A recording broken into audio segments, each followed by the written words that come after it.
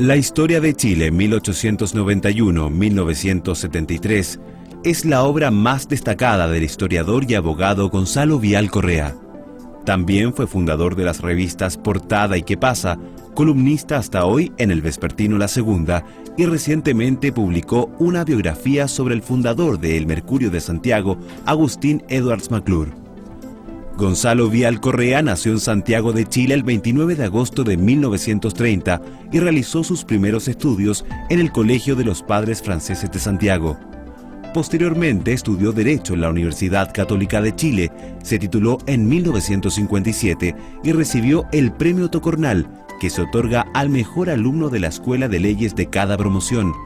Ejerció como profesor en la Escuela de Derecho y en la de Sociología de la Universidad Católica.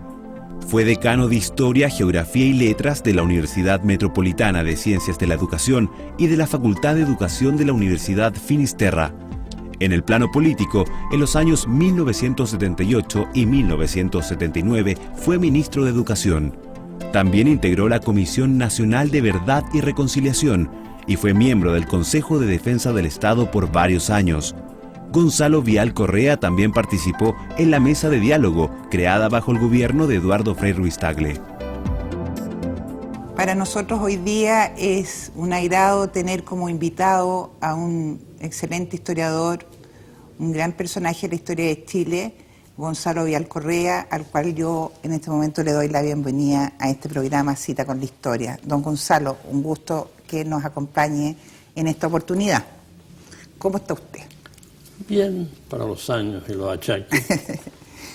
Y bastante bien, porque usted nació en 1930. Sí. En el seno, diría yo, de una familia bastante conservadora. Y le quería preguntar cómo fue su infancia, qué recuerdo tiene de sus padres, cómo era la vida ya en esos primeros años de la década del 30, cuando usted era un niño. Bueno, era una familia, como usted dice, no un tanto conservadora, sino completamente conservadora, del Partido Conservador. Era una familia entonces muy rica. Nada de eso llegaba hasta mí al cabo de estos 79 años, pero un poco especial, porque vivíamos con mi abuelo, mis padres, mi abuelo y mis hermanos. Mi abuelo y mi padre eran agricultores, dueños de grandes propiedades en Graneros y en Rancagua, pero eran hombres cuyo interés fundamental, que se lo podían dar por su fortuna, era la lectura y la cultura. Entonces vivíamos en un ambiente extraordinariamente culto y libresco. ¿En qué sentido libresco? En el sentido de que mi abuelo tenía dentro de su casa, que era también la nuestra, una casa muy grande que estaba en Manuel Infante con Providencia, tenía una verdadera biblioteca pública, miles de libros. Yo creo que eran más de 10.000 libros. Y al mismo tiempo era una familia muy aislada. ¿Sin relaciones sociales mayores? Sin relaciones sociales mayores. Hay gente que vivía muy para sí mismo. Por timidez más que nada, quizá. Que eso uno no lo sabe, ¿no? Pero era la característica de mi padre y de mi madre más que de mi abuelo, y fue la característica de todos nosotros.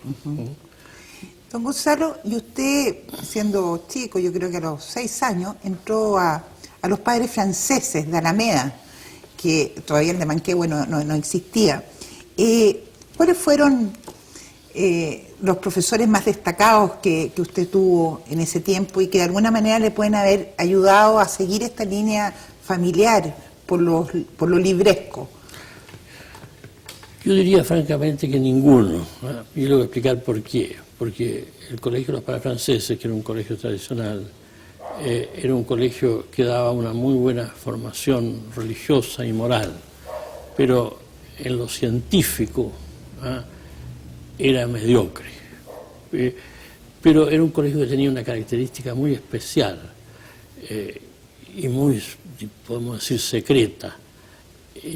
Los alumnos, que uno creería que eran todos ricos y de muy buena sociedad de la época, no era así. Había muchos alumnos de clase media católica que no pagaban, estaban becados. Pero el hecho de que pagaran o no pagaran no era algo que se supiera, era un secreto absoluto. De modo que existía en el fondo una mezcla social, no con elementos populares, pero sí con elementos de clase media pobres. Y a esto se agregaba que cuando yo estuve, después fueron desapareciendo, el elemento fundamental del colegio eran los padres franceses, o sea, de nacionalidad francesa. Y estos padres eran muy igualitarios frente a los alumnos. Para ellos, todos los alumnos chilenos, a cualquier clase social que pertenecieran, eran unos indios con plumas, a los cuales había que civilizar, tarea que era muy penosa y que daba pocos resultados. Pero esto producía un clima de bastante igualdad entre los alumnos. ¿A usted le gustó no solo leer, sino que escribir desde chico? Porque también estuvo en la Academia Literaria y empezó a escribir en la revista escolar. Claro, pero esas son cosas, digamos... Yo siempre he tenido facilidad para escribir, facilidad natural, y además como leía mucho, escribía más o menos bien para ser un niño chico. Ahora, ¿por qué entrar a estudiar Derecho? ¿Por vocación o por obligación de su padre? No, ni por vocación ni por obligación de mi padre, sino por exclusión. A ver. No se me ocurría que otra carrera universitaria podía seguir. ¿Medicina? No tenía la menor es decir, la sangre no. habilidad para la medicina, ni inclinación para la medicina, ni para la ingeniería, era malo para los números, ni para nada, quedaba solo Derecho y la pedagogía y la historia. Esas eran las dos posibilidades que tenía yo y comencé estudiando las dos paralelamente. O sea, yo entré a la vez en la Escuela de Derecho de la Universidad Católica y en el pedagógico, en Historia de la Universidad Católica, pero vi que no podía hacer las dos cosas juntas y me retiré de pedagogía en Historia, a pesar de que la historia para mí ya era un interés mucho mayor que el derecho. Jaime Sayulo se enfureció cuando yo dejé pedagogía en historia, donde entre paréntesis tenía profesores espectaculares. Era un lugar mísero, físicamente, el pedagógico, de historia, la católica. Pero yo era alumno del propio Jaime, de Ricardo Krebs, de Mario Góngora, de Paul Heilmayer, que era un científico, en fin, era muy buena escuela. Y naturalmente cuando yo dejé pedagogía en historia para seguir Derecho, Jaime se molestó mucho. Y sin embargo yo no estaba arrepentido de haberlo hecho, le voy a explicar por qué. Porque cuando se estudia exclusivamente historia,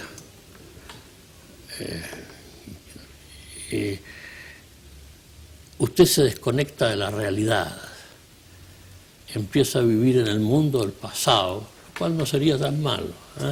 Depende. Pero también empieza a vivir en el mundo de los historiadores y de los profesionales de la historia es que es un mundo muy cerrado, muy pequeño y que no tiene contacto con la vida, no tiene contacto con la realidad, o por lo menos así era en ese tiempo. Las polémicas entre los historiadores eran puras polémicas personales y de rencilla, odio, envidia, etc. Entonces, el seguir la carrera de Derecho y practicar la abogacía, como yo la practiqué medio siglo, me sirvió para un contacto con la realidad, creo que me sirvió para un contacto con la realidad que me permitió, creo, un mejor conocimiento de la historia. Ahora, en la universidad, ya sea en Derecho o en Pedagogía, estamos hablando de fines de la década del 40, comienzo del 50. ¿Cómo era el ambiente universitario? Generalmente, en los años 50 uno los encuentra en la historia de Chile un poco latoso. ¿Está de acuerdo con ese juicio? No, por supuesto, en cuanto a entretención, los años 50 universitarios no tienen nada que ver con los años 60. Claro. Pero ya existía una gran ebullición dentro de los jóvenes, no tanto universitaria, sino política. Existía un descontento general de los jóvenes con la política tal como se estaba haciendo. Porque estaba comenzando en los años 50 la gran crisis política que iba a terminar un cuarto de siglo después en el golpe militar. Entonces todos los alumnos de izquierda, que eran muy pocos en la Universidad Católica en esa época, demócratas cristianos, o sea, falangistas, que eran muchos, y de derecha, que éramos los más, todos los alumnos se sentían descontentos con la forma en que funcionaba la política. Sobre todo, digamos, estábamos pensando, iba a empezar Ibáñez, es decir, era una crítica a todo lo que había sido el radicalismo. Iba a empezar Ibáñez y sobre todo estaba terminando el radicalismo. Y nosotros, sobre todo la gente derecha, teníamos un particular odio y desprecio por los radicales. Odio y desprecio que con el tiempo yo he venido a comprobar que era completamente injustificado. Y que los radicales, los 14 años radicales que van desde Pedro Aguirre Cerda hasta Gabriel González, fueron años de gran progreso para el país. De muchos vacíos, como pasa siempre, pero fueron años de gran progreso para el país. Pero el año 50, digamos, los radicales estaban absolutamente en el suelo. Se hablaba de la tocura. Claro, todos contra los radicales. Ahí hubo episodios extraordinariamente fantásticos de la tocura, como la candidatura de Tomic para suceder a Pablo Neruda, cuando Neruda perdió el cargo por no haber renovado, el cargo de senador por no haber renovado el permiso para permanecer en el extranjero. Sí. La tocura, fíjese que fue expresada en forma nítida en esta elección, en que Tomic pidió y obtuvo el apoyo de la derecha. Sí, y eso era mucho decir. Era mucho decir en ese tiempo. Y en circunstancias de que su partido, la entonces Falange Nacional, formaba parte del gobierno. Claro. Y el gobierno llevaba un candidato distinto, que era don Luis Alberto Cuevas. Ahora, don Luis Alberto Cuevas, como usted sabe, había pasado a ser el símbolo de la corrupción radical. De ahí la escoba después. En circunstancias que era un hombre completamente honesto, y que sufrió brutalmente con este desprestigio que fue, en el fondo, construido por el ambiente. En esas posiciones políticas y en este ambiente universitario, usted aparece, usted me dice que es un hombre de derecha, usted mismo se está refiriendo a ese término, pero más que de derecha, yo creo que, perdone que se lo diga así, pero que usted era un nacionalista, usted era un seguidor de Jorge Prat. Yo era de la derecha nacionalista, Ajá. porque también había una izquierda nacionalista. Ajá. Y a veces estábamos juntos y a veces opuestos. La izquierda nacionalista fue a parar a otra parte, fue a parar al MIR, en definitiva. Ajá. Fue a parar al MIR, en definitiva.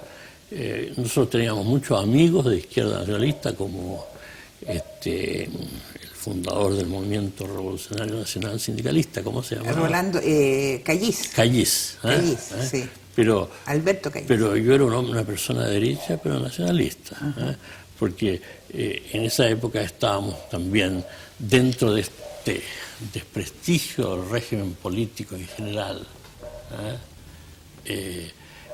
Estábamos muy descontentos con la democracia, con la operación de la democracia.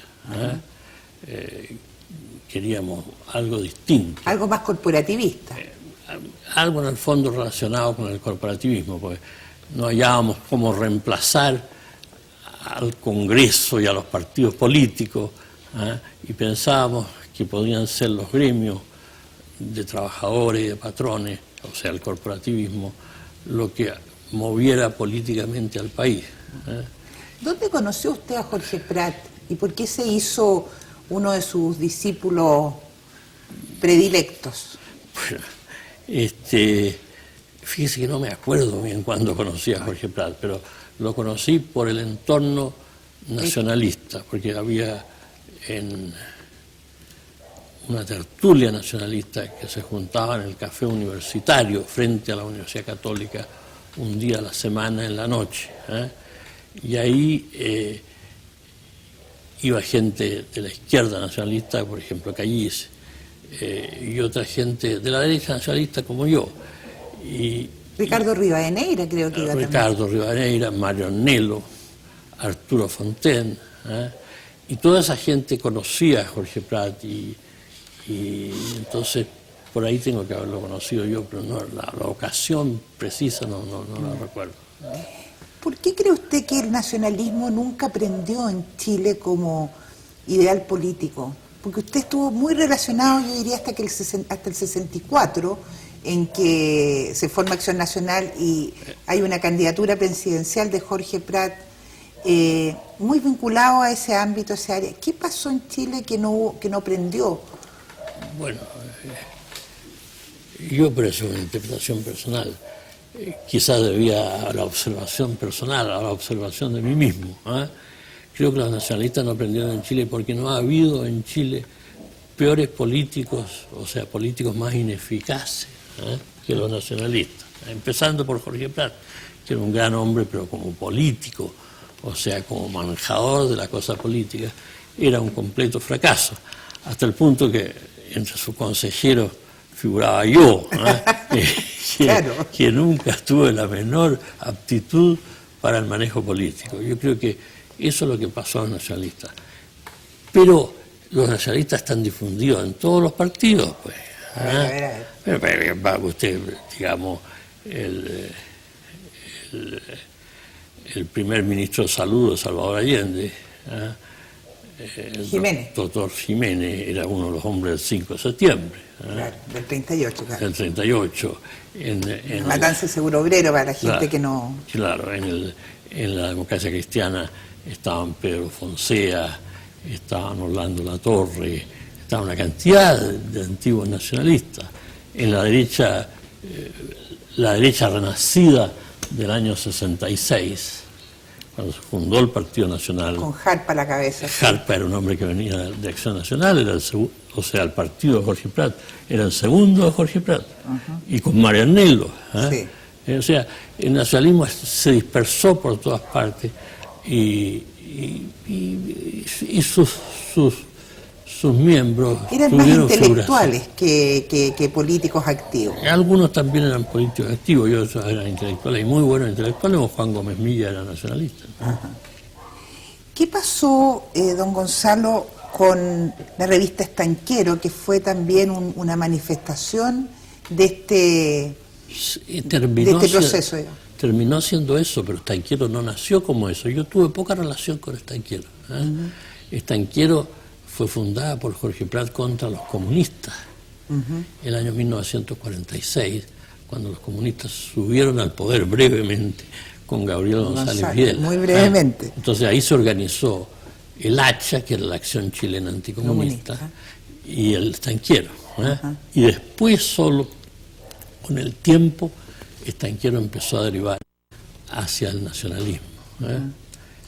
Ahora, usted fue en el año 54, hablando, para terminar de hablar de Jorge Prat, fue secretario privado de él cuando lo nombraron ministro de Hacienda bajo el gobierno Ibáñez. Y le quiero preguntar ahí dos cosas. ¿Cómo fue su relación ahí con la moneda, digamos? Y su conocimiento de Ibáñez, porque a través de Prat tiene que haber... Conocíamos muy poco a Ibáñez, personalmente. Los secretarios privados, ¿qué relación iban a tener con el presidente de la República? No éramos ni siquiera subsecretarios. El subsecretario era Arturo Fonter, ese sí que tenía relación con Ibáñez. Lo único que recuerdo de Ibáñez es que llegaba demasiado temprano a la moneda porque era militar, entonces a esa hora el ministro no estaba, ni el subsecretario tampoco. Entonces llamaba por citófono y decía: está el ministro, y no se identificaba. No está el ministro, señor, le decía yo, que estaba aquí como secretario privado. ¿Está el subsecretario? No, tampoco está el subsecretario. Bueno, así cortaba, pero muy desengañado de que ni el ministro ni el secretario estuvieran a las 8 de la mañana en el ministerio. ¿Usted ve alguna similitud entre la personalidad de Ibáñez como militar y la personalidad de Pinochet como militar? Los rasgos militares, claro que sí. O sea, hay una formación militar que imprime carácter. Por ejemplo, tanto Ibáñez como Pinochet eran hombres de una gran cortesía. No eran hombres atropelladores ni descuidados en su trato, sino que deferentes y amables, muy secos. Y desconfiados. Bueno, los dos eran muy desconfiados.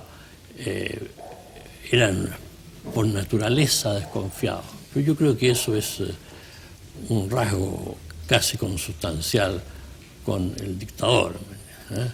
Más que con el militar, con el dictador. Con el dictador, con el hombre que ejerce un poder absoluto. Ibáñez siempre tuvo la desconfianza más enorme por todo el que le pudiera hacer sombra. El mismo Prat, el general Videla, el padre de Ernesto Videla, Benjamín Videla, el ministro de Hacienda, Óscar Herrera, que tuvo todos los que él pensaba que podían ser sus sucesores o que lo podían desplazar, un hombre que iba a salir del gobierno a los 80 años, pero él y Pinochet tenía lo mismo, naturalmente. Eso me recuerda, hablando de Pinochet, que también él le tuvo mucha animadversión a quien podía haber sido su sucesor, que era Cubillos, ¿no? Usted vivió eso por dentro también, sí. O sea, aunque me esté adelantando en el tiempo, ¿no? No tenía animadversión, sino desconfianza que su familia cultivaba. La familia de Pinochet cultivaba la desconfianza del presidente contra quienes sospechaban que podían en un momento desplazarlo. Y ese fue el caso de Hernán Cubillos. Y en cambio el presidente Pinochet, igual que el presidente Ibáñez, podía poner ilimitada confianza en una persona siempre que estuviera segura, por su juventud o por cualquier otro rasgo, de que le hacía sombra, de que nunca lo iba a querer desplazar. No es que le hiciera sombra en un sentido digamos, de vanidad, sino de que nunca lo hubiera podido desplazar. Ese era el caso, por ejemplo, de Sergio de Castro, el caso de Sergio Fernández y el caso también de José Piñera. José Piñera más que por su juventud que por otra cosa. Y Sergio de Castro por cero ambición. Esto, porque estaba convencido Pinochet que de Castro podía querer muchas cosas, pero no quería ser presidente de la República. Y lo mismo en el caso de Sergio Fernández. Él llegaba a esa convicción y entonces contra esa gente no operaban los dardos de la proximidad al presidente. Sergio Fernández era bastante poco querido por la proximidad al presidente.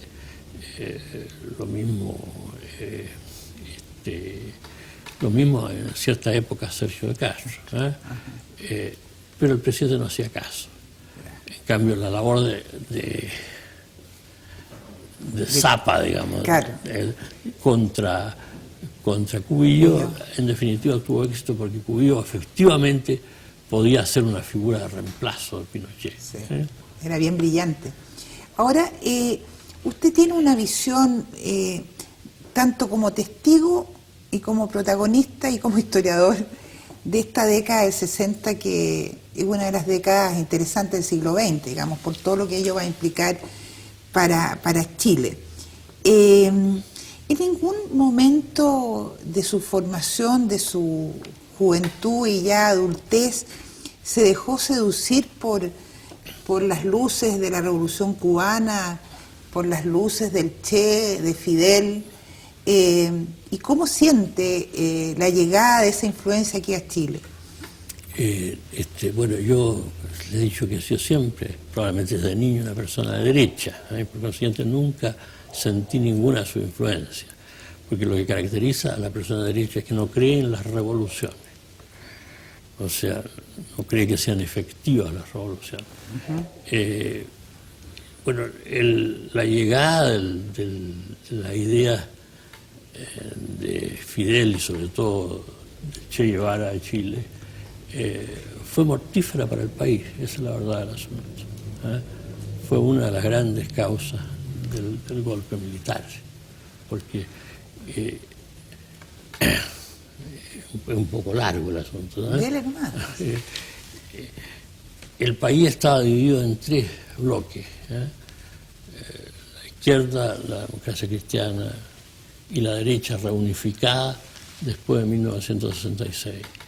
Y cada uno de estos bloques tenía lo que Mario Góngora llamaría una planificación global, un modelo completo de sociedad,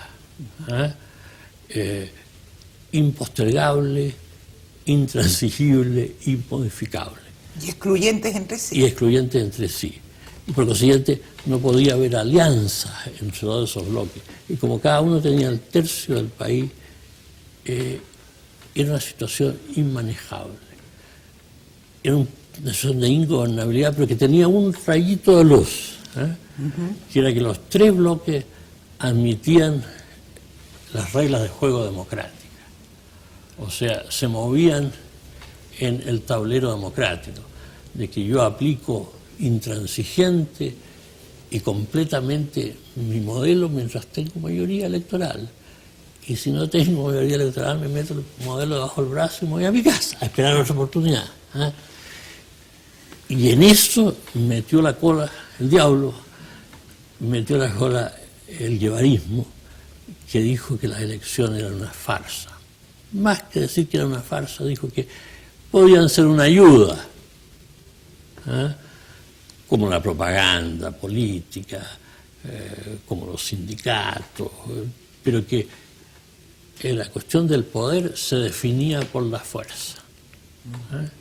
Ahí entonces terminó lo último que permitía funcionar mal, pero funcionar el sistema político. Sobre todo cuando el guevarismo, aunque ahora nadie ha sido guevarista, así que le pregunta a todos los actuales ex. Es que hay un socialismo renovado, don Gonzalo. Sí, pero todos fueron guevaristas en su tiempo. El Partido Socialista fue totalmente guevarista. El MIR, bueno, tenía una relación directa con Cuba. Entonces, ya cuando usted decide que no va a obedecer a las urnas, si puede no hacerlo, y que va a recurrir a la fuerza, entonces resuelve quién tiene la fuerza efectivamente. Hay una pregunta que me da vuelta haciendo este análisis general, que tiene que ver con el rol de la democracia cristiana después del gobierno de Frei Montalva, cuando justamente estos 3/3 se van a convertir en 2 proyectos de sociedad excluyente, es decir, va a ser el comunismo, la izquierda con Allende y la Unidad Popular y las fuerzas democráticas.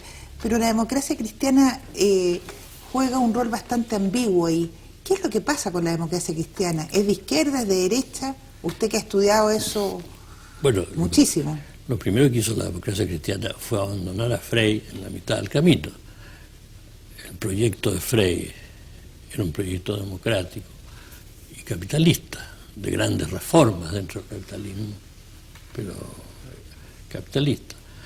Y a medio camino, con Tomic, con los rebeldes, que después se salieron del partido y formaron el MAPO, y con los terceristas, que apoyaban a Tomic, el partido abandonó esa línea. Y lo más claro fue lo sucedido con la reforma agraria, que Frei quería que hubiera 100.000 nuevos propietarios individuales con sus propiedades inscritas en el Conservador de Bienes Raíces, que era lo que querían los campesinos también. En cambio, Tomic y los terceristas, o sea, el Partido Demócrata Cristiano, que afrontó la elección de 1970, querían una propiedad que continuara la propiedad colectiva de la tierra, el asentamiento, claro, sin dividir. Bueno, ahí la democracia cristiana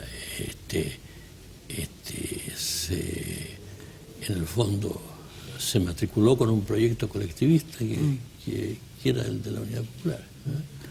Usted vivió el tiempo de la Unidad Popular como, no sé si lo puedo decir así, como periodista. Eso es.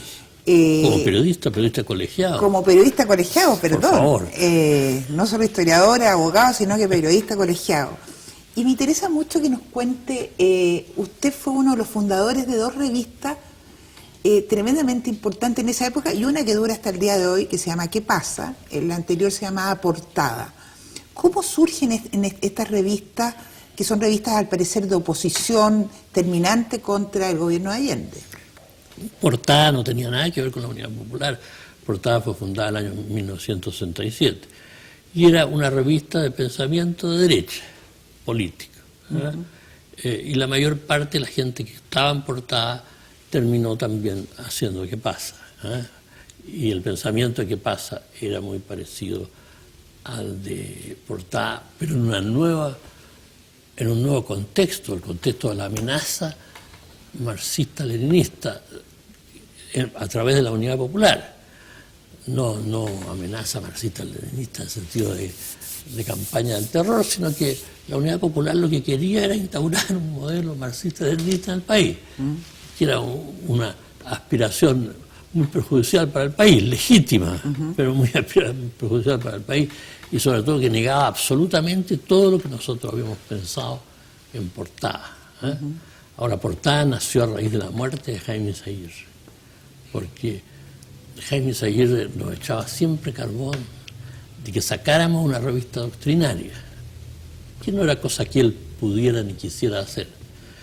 Y nosotros, que éramos muy ineficaces y seguimos haciéndolo siempre, como yo le he explicado, dilatábamos este asunto en interminables discusiones hasta que se murió Jaime Izaguirre. Entonces, como consecuencia de la muerte de Jaime Izaguirre, nosotros dijimos, por lo menos cumplamos este deseo de nuestro amigo y maestro y saquemos la revista Portada.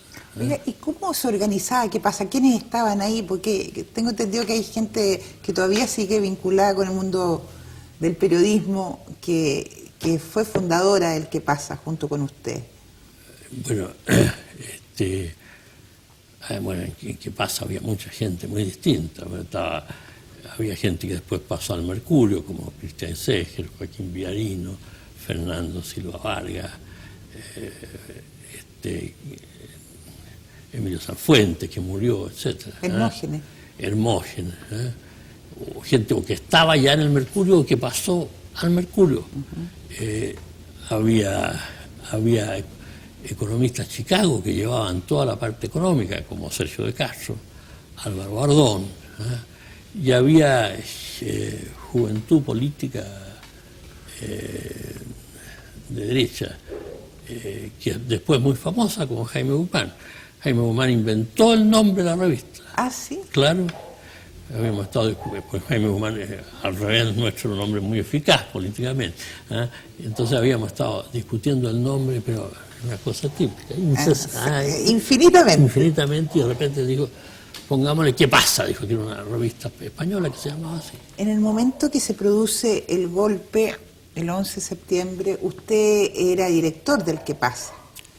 ¿O estaba vinculado, digamos? No, fui director del ¿Qué pasa? Durante toda la UP. Primero era en verdad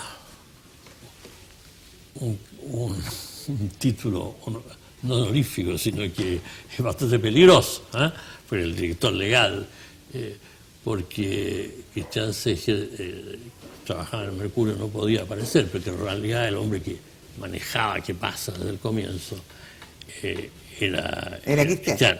Pero después Cristian pasó a ser subdirector del Mercurio, y ahí entonces yo debía asumir realmente, efectivamente, la calidad de director de ¿Qué pasa? ¿Hubo algún gran notición del ¿Qué pasa? En el tiempo de la UP que haya roto, digamos, las barreras de ese momento?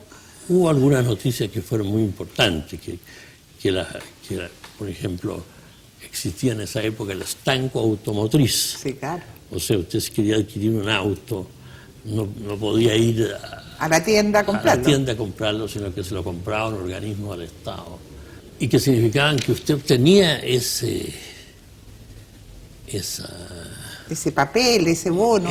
Digamos, esa preferencia, salía a la calle y como el auto tenía un precio oficial muy barato, vendía su preferencia haciendo una utilidad importante. Y entonces hubo un escándalo muy grande porque el MAPU, para financiar su campaña electoral, su campaña de 1973, la última campaña, la última elección ante el golpe militar, obtuvo a nombre de una serie de palos blancos, una serie de estas preferencias. De estas preferencias, el estanco, y las vendió para hacer dinero. Y hubo otras cosas así, de tipo escándalo. ¿Usted se enteró, estando en este ambiente periodístico de todos los días, de que venía el 11? No, si nadie sabía. Es decir, todos sabíamos que la cosa iba a desembocar en un golpe militar, pero lo sabíamos todos, de izquierda, centro y derecha, porque el asunto no daba para más. Pero nadie le contó el día antes. Los civiles, el día antes sí, pero el día los civiles no sabíamos absolutamente nada, ni participamos para nada en el golpe. Esa es la verdad estricta, salvo gente en papeles secundarios, como estos radiómanos que una semana antes el ejército se los llevó a dirigir la red paralela de radio. Claro. Pero los civiles no tuvieron nada que ver con el golpe, absolutamente nada que ver. Hay dos grupos que no tuvieron nada que ver con el golpe, son los civiles y la CIA. El golpe fue una decisión absolutamente militar. Pero yo tenía entendido que usted había sabido algo el día antes. No, que la noche anterior me visitó un amigo muy querido que ya murió, Ricardo Claro, para comunicarme que iba al día siguiente al golpe. Y yo estaba en la función habitual de un director de revista. Es decir, terminando como claro, loco. Terminando lo que otros no han hecho. No me diga nada. Esa es la función del director de la revista, antes que cierre la imprenta. Entonces yo fui impaciente con Ricardo, que me venía a contar esta historia de que el golpe era el día siguiente, y que incluso como él suponía que podíamos estar espiados por aparatos electrónicos, me lo escribió en un papel y me lo mostró del otro lado de la máquina de escribirme. Y yo le dije, está bien, Ricardo, muchas gracias, lo tendré en cuenta, me preocuparé bastante mañana. Pero no le creyó nada, porque nadie... Espérate, uno no cree esas cosas, pero le quedan dando vueltas. Y toda la noche pasé nervioso, esa es la verdad. Y a la mañana siguiente, como yo no tenía radio ni televisión, fíjese el periodista, sí, en mi casa, me fui a pata pelada al auto y puse la radio. Y encontré que había un programa que se llamaba Desayuno... ¿En minería? En agricultura era. Ah, la agricultura, claro. Claro, Desayuno en agricultura, que se estaba desarrollando en la más plena normalidad, porque claro, era un programa que teóricamente los participantes estaban desayunando, pero se había grabado la noche anterior. Entonces dije, ya, otra vez me contaron el cuento, lo golpeé. Me volví a mi cama, me levanté, salí con mis niños al colegio y no alcancé a llegar a la puerta de la parcela en que vivía entonces, y se oyó entonces el primer bando. La ignorancia de los civiles respecto al golpe era absoluta. ¿Y usted alguna vez en el Mercurio o en La Segunda, donde usted escribe, pero hace pocos años, reconoció públicamente que había formado parte de la escritura, entre comillas, o de la formación del libro, el libro blanco, claro, cosa que para mucha gente causó un escándalo tremendo, porque usted hablaba ahí del Plan Z y donde se mostraban documentos tremendamente importantes del último periodo de Allende. Sí. ¿Usted nos puede relatar hoy en día qué es lo que de verdad pasó con ese Plan Z? ¿Existió o no existió? ¿Y qué es lo que es esto del libro blanco? Bueno, lo que pasa es que el libro blanco es un documento oficial del gobierno de Chile, se llama el libro blanco del gobierno de Chile. Y nos lo encargó, no voy a decir quién, pero nos lo encargó una autoridad de gobierno. Incluso yo tengo una carta del almirante Merino agradeciéndome mi participación en el libro blanco, y puso a nuestra disposición un montón de documentos muy importantes que se habían recogido en los allanamientos de los partidos políticos, de la Unidad Popular, del MIR, etc. Y entre esos documentos venía el Plan Z, que está publicado facsimilarmente en el libro blanco. Ahora... Nadie cree en eso, usted sabe. Pero eso, digamos, a mi edad, lo que cree o no cree la gente me es de una indiferencia absoluta. Eso es la verdad. Pero yo quiero explicarle por qué yo salí a la luz. A ver. En forma absolutamente voluntaria, sin que nadie me preguntara nada. Y hasta ahora soy el único de los autores del libro blanco. Yo tengo entendido que hay varios más. Hay varios, pero ellos no han querido decir que participaron en el libro blanco y yo los respeto. Pero yo quise salir a la luz, quizás imprudentemente, para dar la razón principal por la cual yo creía y creo que el Plan Z era auténtico. ¿Auténtico en qué sentido? En qué sentido que era un plan preparado por algún grupo de la UP, que naturalmente nunca se llevó a efecto, y que había sido encontrado por los militares después del golpe. ¿Y por qué creo esto? Por una razón muy sencilla, que era lo que yo necesitaba decir, no para defender o atacar la autenticidad del Plan Z, sino para que estuvieran todos los elementos. En otras palabras, me traicionó en perjuicio de mi tranquilidad, o en posible perjuicio de mi tranquilidad. Me traicionó mi carácter de historiador. O sea, si se está hablando de algo, las personas que tienen antecedentes de ese algo tienen que ponerlo en términos. ¿Y cuál es el antecedente que para mí fue siempre muy importante? Que los militares no querían que se publicara el Plan Z, el documento que nos entregaron. No querían, se negaban, y tuvimos que hacer gestiones al más alto nivel, pues nosotros lo consideramos de gran interés e importancia, para que autorizaran la publicación del Plan Z.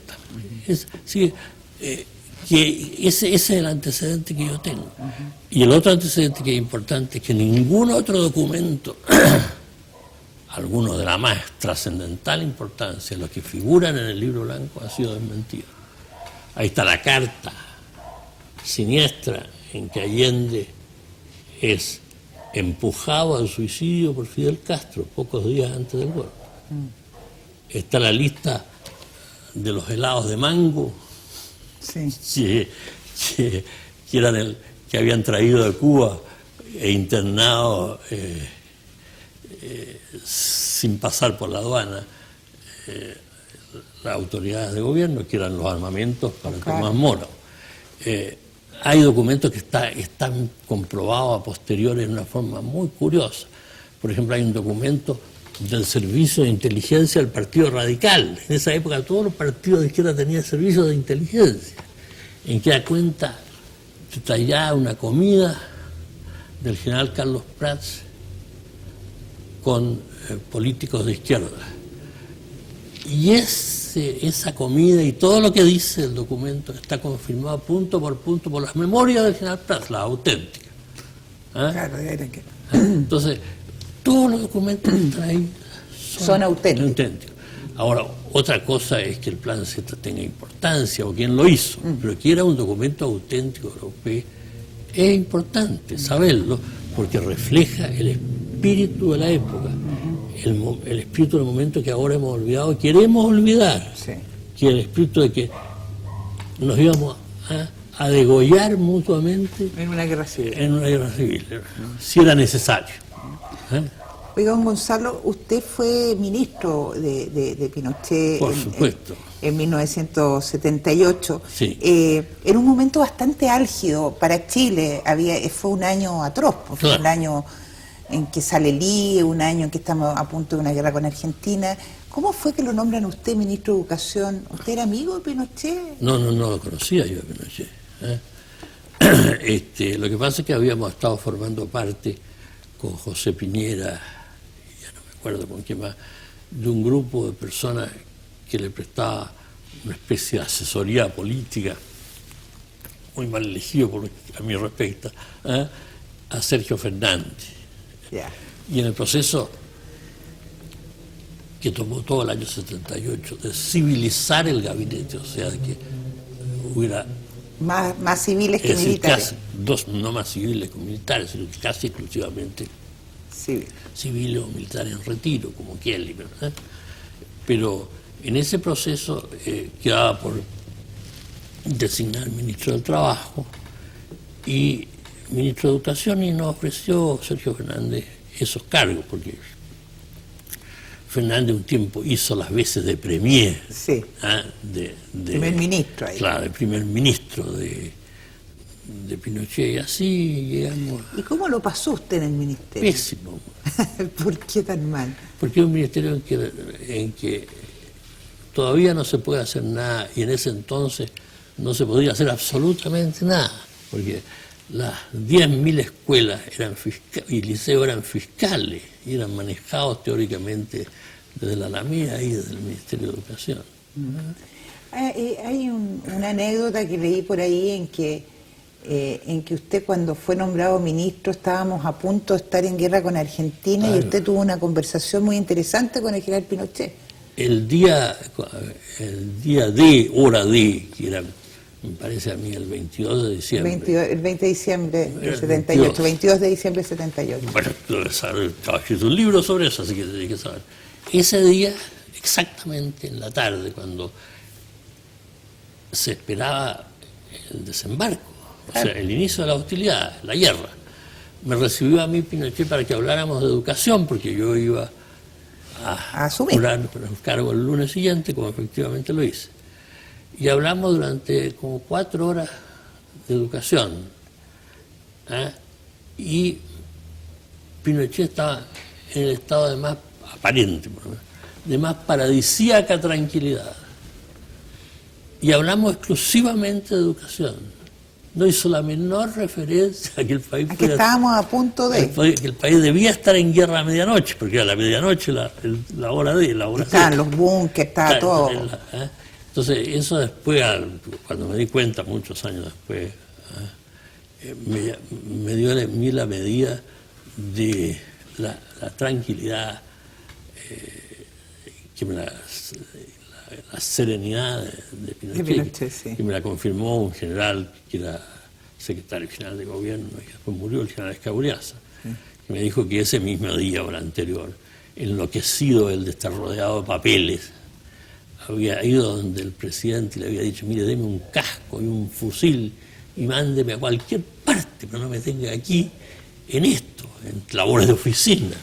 Y entonces Pinochet le había contestado tranquilo, dijo tranquilo, cada uno en su lugar, haciendo lo que le corresponde.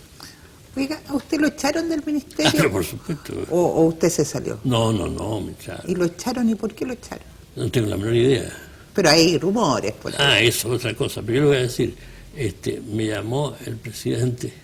Bueno, todo es bastante chistoso el asunto. Demuestra el sentido del humor que tenía Pinochet debajo, un sentido del humor un poco cruel.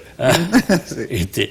Me llamó Pinochet una tarde y me dijo, mire, usted lo ha hecho bastante bien y yo estoy muy satisfecho de lo que usted ha hecho. Pero como me ha renunciado, Usted lo había...